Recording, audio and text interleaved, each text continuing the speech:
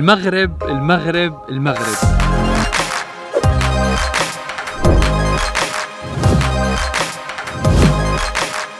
بس وقت اللي بيكون في مغربية فايتة بأي زواج الله ييسر لها بيقول لك في سحر. طبعا أنا ما كنت بعرف بالجدال السياسي وموضوع الصحراء، فات بكل ثقة عن ضابط الجمارك إنه هي المهنة أصلا من الأندلس وجابوها من الأندلس على المغرب. سائحين سعوديين عم بيقول لك إنه أنا ما عملت شيء، هون صار في غلط وأنا بدي أفهم. المغاربة قالوا لك لا لا لا لا لا غلطان. ليش المغرب وليش طولت بالمغرب وليش عملت سلسلة طويلة بالمغرب وهل أنت استقريت في المغرب؟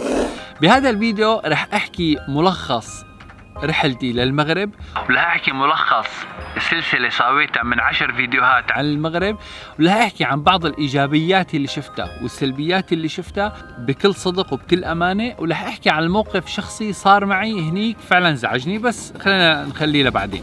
بداية الرحلة بدأت من مدينة مراكش. مدينة مراكش بصراحة نحن كشرق أوسطيين أي حدا مو بس أنا يعني بيقول لك والله ما كنت متوقع المغرب هيك، ما كنت متوقع المغرب هيك. نحن أخذين فكرة عن المغرب إنه هي ما بهذا التطور اللي هلأ هي عليه.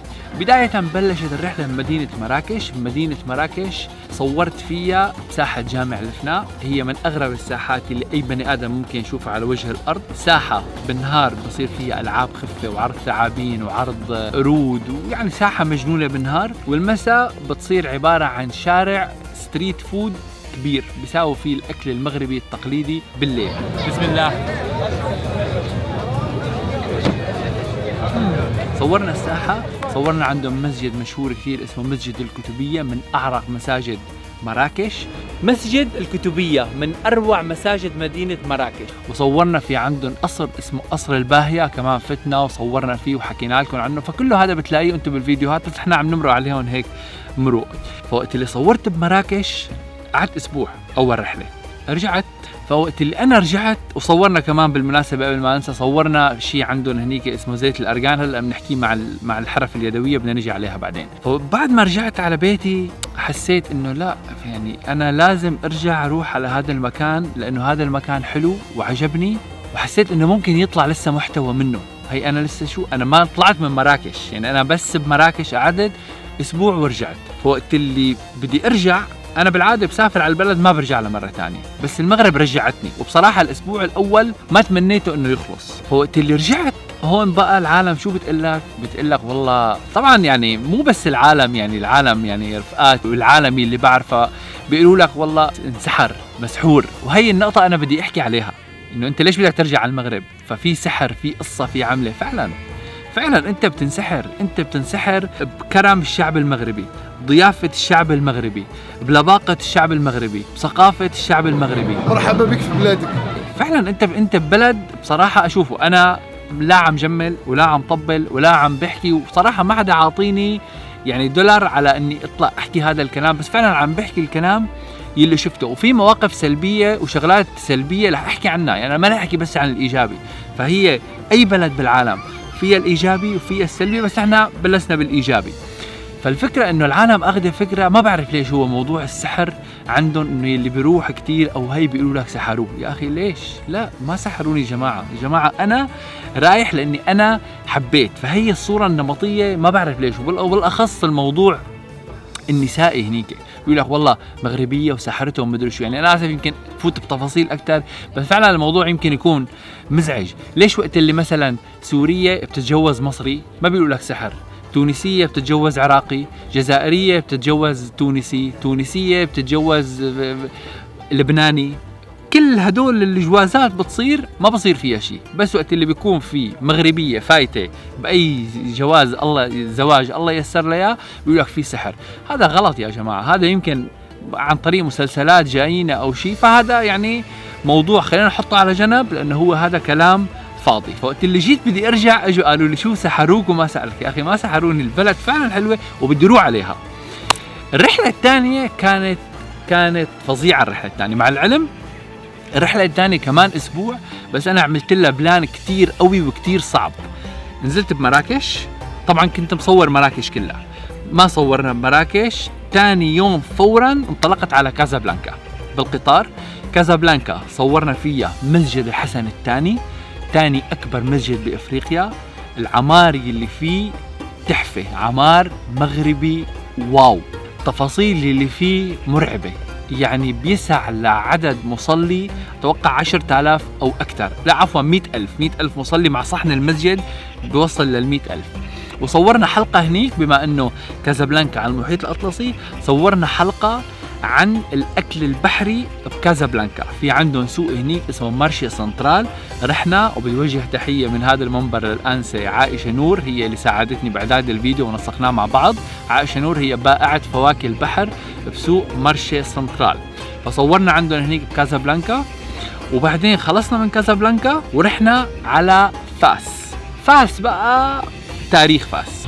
مدينة فاس قديمة جدا وهي أقدم مدينة بالمغرب. المدينة القديمة اللي وراي محاطة بسور عالي و14 بوابة، وهذا الباب اسمه باب بوجلود. وقت اللي بتفوت على باب بوجلود انت فتت على تاريخ المغرب. هذا الباب، هذا الإطار بصراحة أنا ما بعرف ليش كثير حبيته، خصوصا هي مدينة فاس مدينة قديمة ومحاطة بسور وفي إلها بوابات، فكل باب له اسم. بس هو باب بوجلود هو أشهر واحد كان وأحلى واحد، وبتحسه يعني هو يلي حببني بمدينة فاس، انك هي المدينة قديمة. طبعا هي مدينة فاس اقدم مدينة بالمغرب، وهي كانت العاصمة قديما.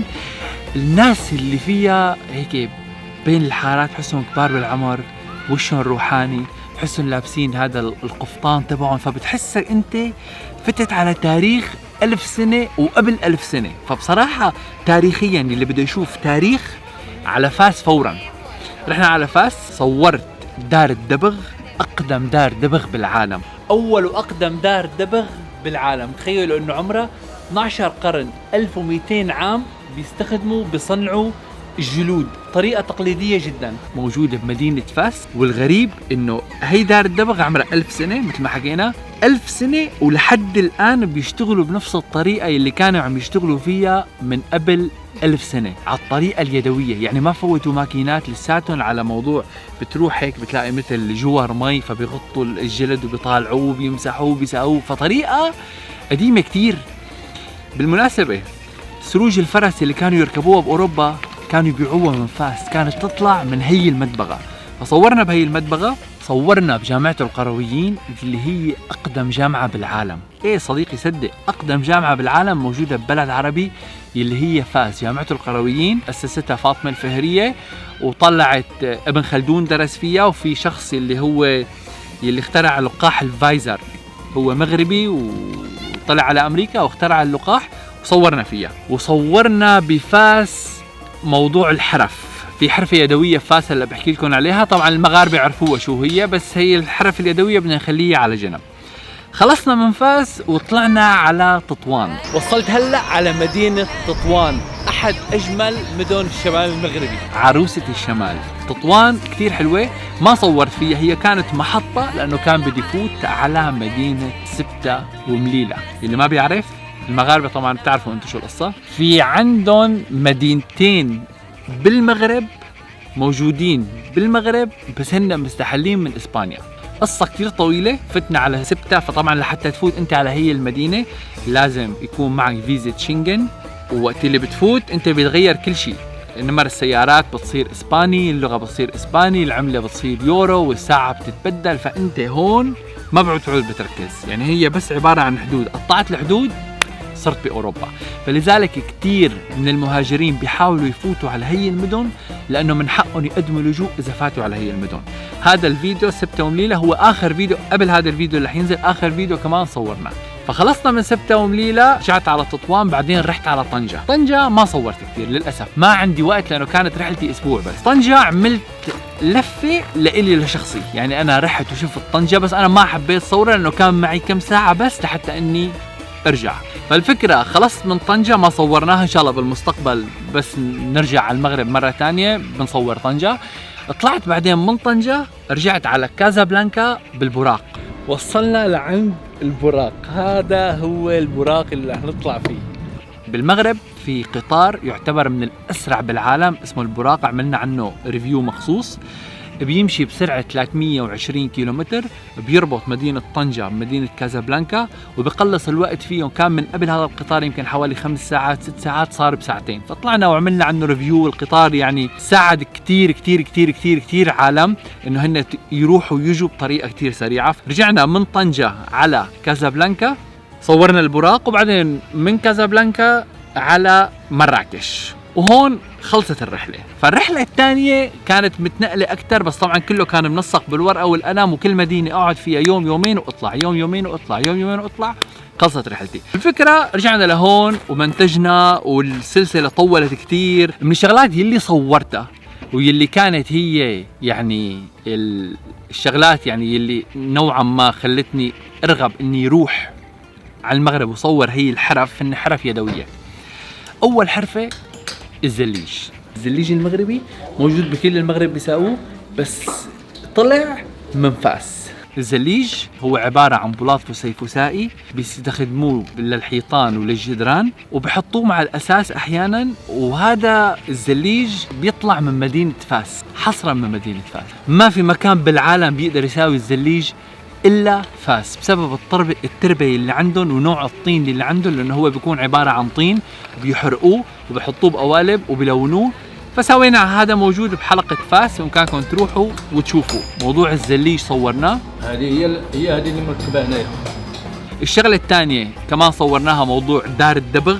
هي كمان بصراحة يعني شغلة ما بتلاقيها بكل العالم. دار دبغ في دور دبغ، بس هي الأقدم بالعالم، فلذلك رحنا وصورناها، وهي كمان موجودة بفيديو فاس. واو يا فاس. الشغلة الثالثة هي صورتها بأول فيديو برحلة مراكش، يلي هو زيت الأرغان. زيت الأرغان هي عبارة عن نبتة ما بتطلع الا بالمغرب. نبته بيطالعوا منها نبته اسمه ارغان، تمام؟ فبيقطفوها وبياخذوها وبيحمصوها وبيطالعوا منها الزيت، وهذا الزيت منه بيستخدموه للاكل، ومنه بيستخدموه بيضيفوه للمواد التجميليه، ومنه بيستخدموه للعطورات. هذا زيت الارغان عملنا عنه فيديو مخصوص، واللي ساعدتني فيه صبيه محترمه جدا، وكمان بعت لها سلام من هون، اسمها زهرة. تفضلي. أول شيء أنت بتعاوني نسائية لاستخراج زيت الأرغان، وأنا راح أفرجيك كل الطرق.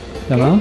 وهون النساء بيشتغلوا باليد مشان يسووا استخراج زيت الأرغان، يعني لهيك اسم الجمعيات تبعنا أفوس. اوكي. وهلا يلا معي مشان أفرجيك. تمام. هي البنت بتعاونية اسمها أفوس، مدينة أوريكا جنب مدينة مراكش. فصورنا هذا الفيديو مخصوص، بإمكانه تشوفوا بقائمة التشغيل اسمه نساء زيت الأرغان. فهي الحرف اليدوية يلي صورناها. بشكل عام المغرب يلي بده يروح على المغرب، إذا بدهم يروحوا شباب لحالهم بتنفع، إذا بدهم يروحوا بنات لحالهم بتنفع، إذا بدهم يروحوا عائلات لحالهم بتنفع، إذا بدك واحد ووحدة بدهم يطلعوا شهر عسل، هو ومرته، الواحد هو وخطيبته شهر عسل متجوز جديد، بتنفع. كفئة عمرية مناسبة للجميع. بدك شلالات موجود بأوريكا، بدك أسواق شعبية فيه، أسواق مودرن فيه، بحر وشواطئ فيه. فأنت يعني كل اللي أنت بدك إياه شو ما كان اهتمامك حتلاقي بالمغرب صدقا. هي الشغلة الإيجابية اللي شفتها. الشغلة الإيجابية الثانية موضوع الأمان، وخصوصا بمدينة مراكش. مدينة مراكش بالحارات القديمة، يعني الواحد إذا كان سهران بالليل وبده يفوت مثلا عنده الأوتيل اللي أخده بين الحارات القديمة، فاحتمال يخاف لأنه الحارات كتير قديمة، وإنت مانك ابن مدينة مراكش لحتى تتجرأ وتفوت. بس الفكرة إنه الشرطة بتضل بالليل أتوقع 24 ساعة ضمن هي الحارات، لأن السياح يعني بيطلعوا بيسهروا برا ساعة واحدة 2 بالليل، فبده يرجع على الأوتيل تبعيته. فيعني بده يكون في أمان الموضوع. القبضة الأمنية بمراكش يعني ترفع له القبعة. مدينة مراكش الأمان توب. إذا بتطلع بنت لحالها الساعة 4 بالليل ما حدا بيقدر يحاكيها كلمة. كازابلانكا فيها هذا الشيء، بس مو كل الأحياء، بس هي بشكل عام يعني السياح ما حتروح على كازابلانكا قد ما حتروح على مراكش، فلذلك مراكش مهتمين فيها. طبعا بتمنى انه الامان يكون وهذا الشيء على كل المغرب، بس يعني حسيته مراكش قوي جدا. الشغلة الإيجابية الثالثة هو موضوع الأكل. يا الله، الأكل المغربي يا جماعة. أنا شوفوا، أنا قبل ما أسافر بحياتي مو اكل اكل مغربي، ولا بعرف شو هو الاكل المغربي، ولا حدا مطعميني اكل مغربي. نحن بنعرف انه في اكله اسمها الكسكس بياكلوها يوم الجمعه. شو هي الكسكس؟ شو بيحطوا فيها؟ شو بيساووا فيها؟ ما بعرف. فوقت اللي رحت لهنيك، يا إلهي يا مغرب، يا إلهي يا مراكش.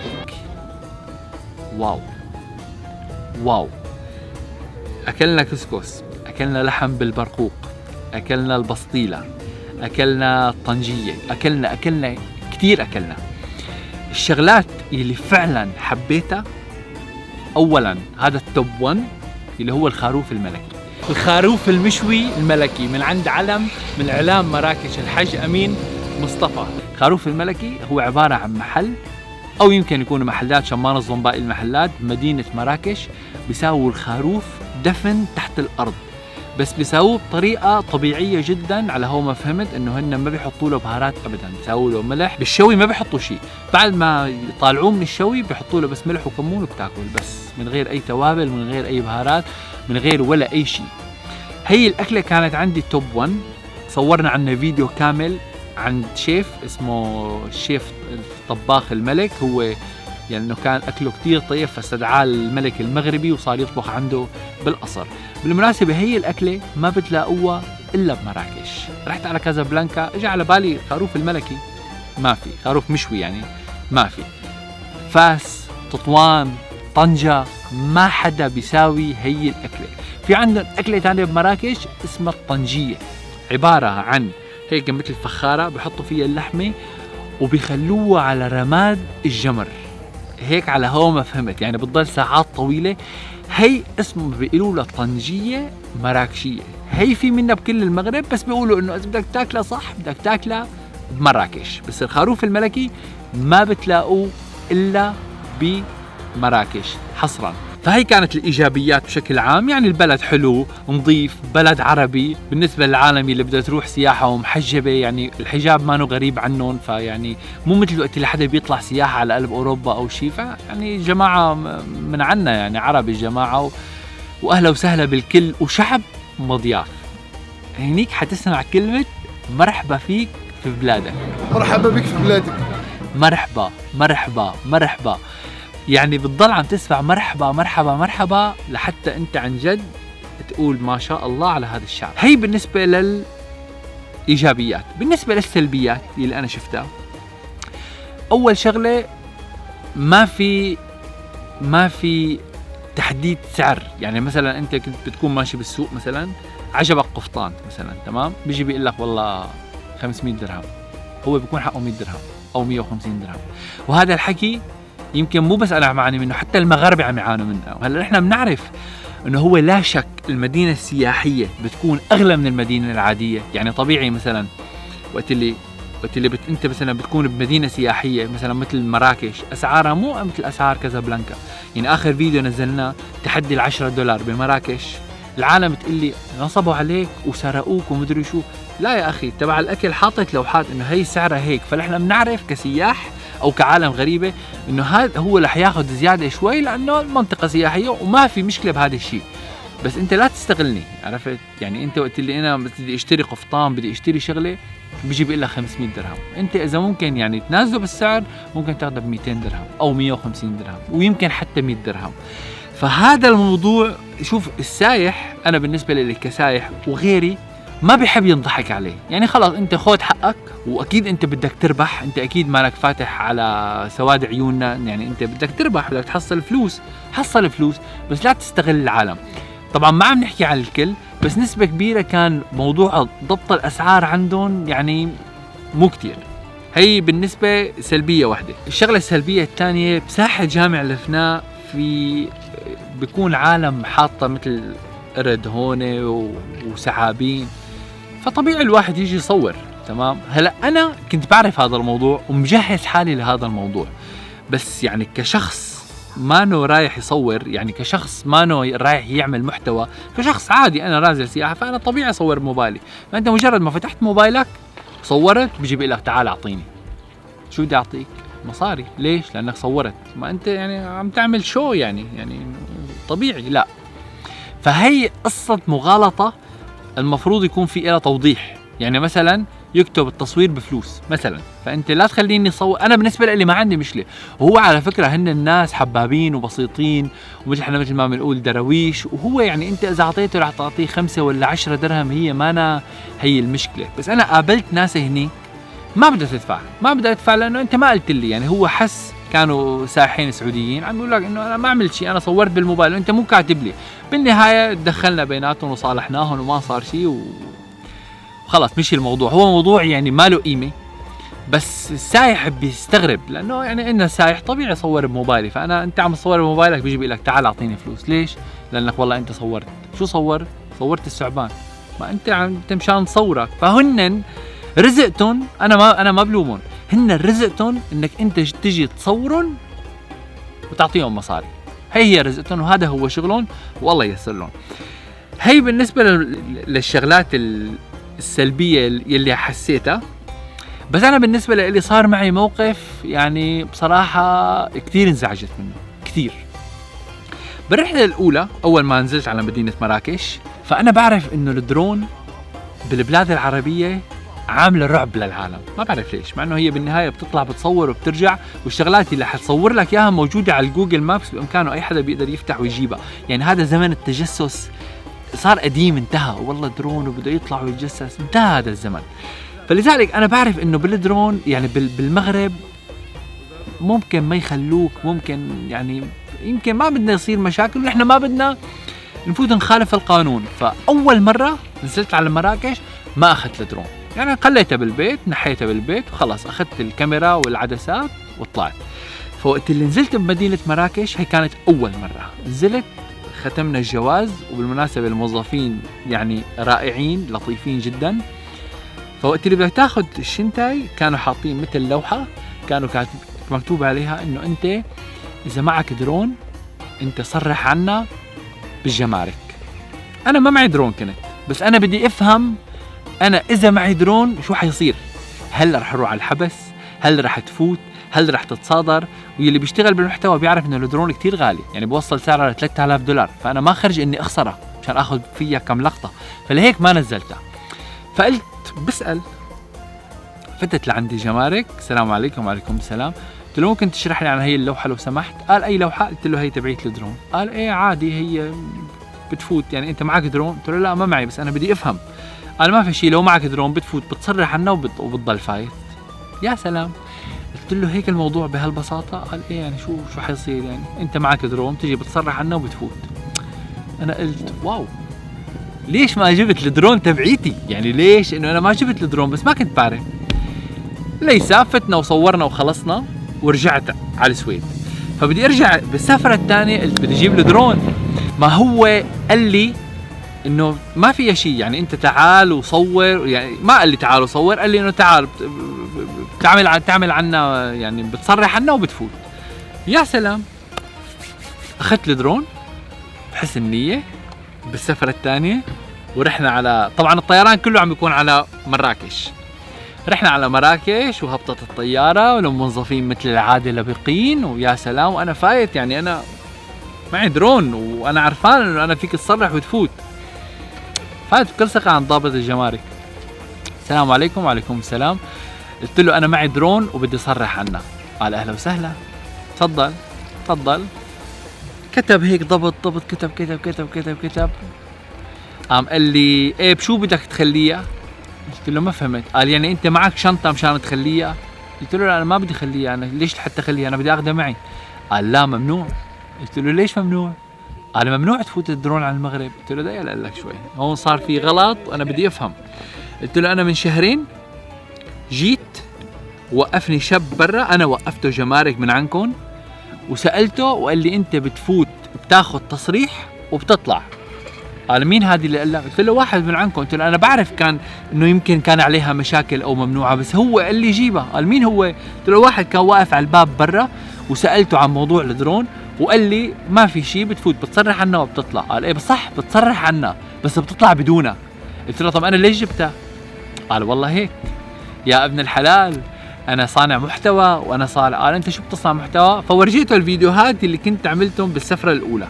قال شكرا لك انك انت عم تعمل اشهار للمغرب و بس الدرون ممنوعه. قلت له يعني انت انا الحق علي ولا الحق عليك ولا الحق على الشخص يلي هو قال لي جيبها؟ قلت له انت قلبتني بمشكله، يعني انا ليش لحطها عنكم؟ لاني انا بعرف انه بدك تدفع رسوم عليها بالمطار، كل يوم بدك تدفع عليها رسوم الدرون، يا بدها تتصادر، فانا ما خرج اني اخسر $3000، فانا كان ممكن ارجع على السويد مشان موضوع الدرون. قال لا خلص انت باين عليك انك انت شخص محترم وجاي بحسن نيه وعامل محتوى ومحتواك نظيف، لانه شافوا الفيديوهات. قال رح خليها عندي، ووعد مني ما حدا رح يدقها، رح نحطها ببوكس ونقفل عليها. قلت له ايه؟ قال لي بس بدك تدفع رسوم عليها. قلت له قديش هي الرسوم؟ قال لي ما رح تدفع كثير، رح خليك تدفع 200 درهم. 200 درهم يعني حوالي $20. انا قلت اوكي، قلت له بس رجاء لا حدا يعني يعمل فيها شيء او هي، لانه يعني يلي معه درون بيعرف قيمة الدرون، يعني بصراحة الدرون كتير غالية وكتير بتساعدنا بالشغل.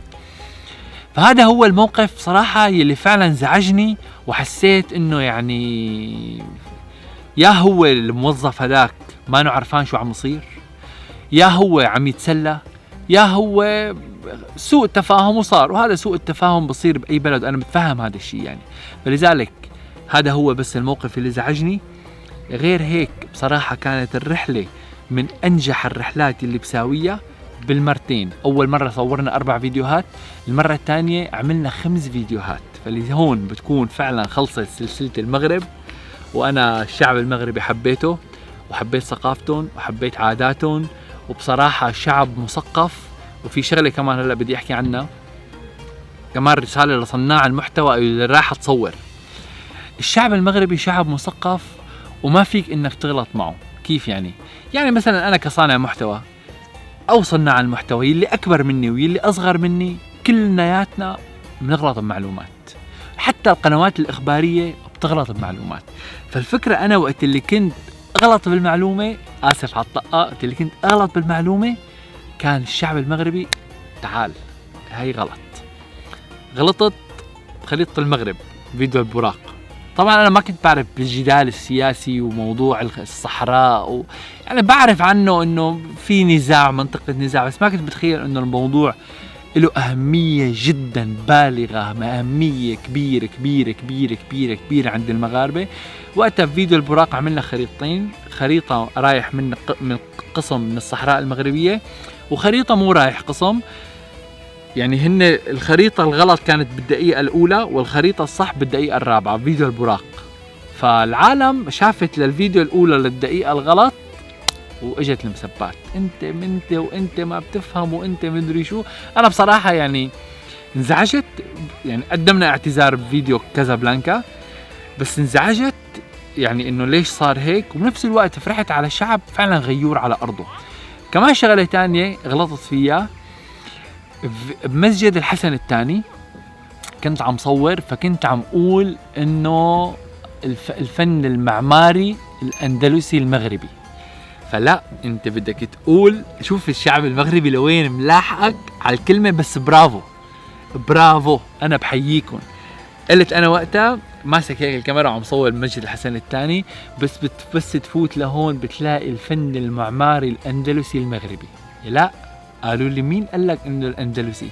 هذا الفن المعماري المغربي، هذا معمار مغربي، هذا ما معمار اندلسي. ما هو المعمار الاندلسي طلع من المغرب. كمان في شغله غلطت فيها يلي هي فيديو الزليج، فيديو فاس. كان عم يحكي الشاب، مو انا طبعا، كان في الصنايعي الحرفي عم يحكي انه هي المهنه جابوها المسلمين الاندلسيين على المغرب، ولقوا المغاربه تبارك الله عليهم انه اذكياء وهيك واخذوها. فهو وصل فكره انه هي المهنة اصلا من الاندلس وجابوها من الاندلس على المغرب. المغاربة قالوا لك لا لا لا لا لا، غلطان. ليش؟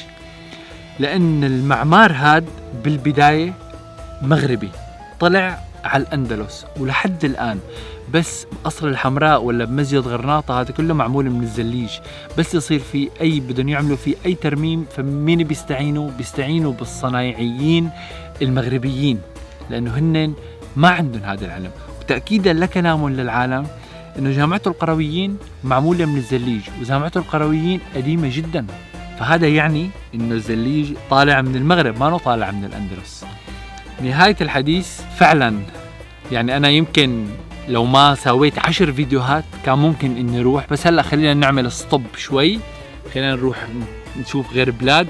طبعا رح نرجع على المغرب ومتأكد إني رح أرجع، بدي أروح صور الأمازيغ بالجنوب، بدي أروح صور بطنجة، ففي إن شاء الله. بس هلأ خلينا نعمل استراحة شوي طويلة، بالمستقبل رح نرجع على المغرب. حبينا المغرب وإن شاء الله تكون يعني أنا بعتذر طبعا إذا زعجت أي حدا بأي فيديو لإلي.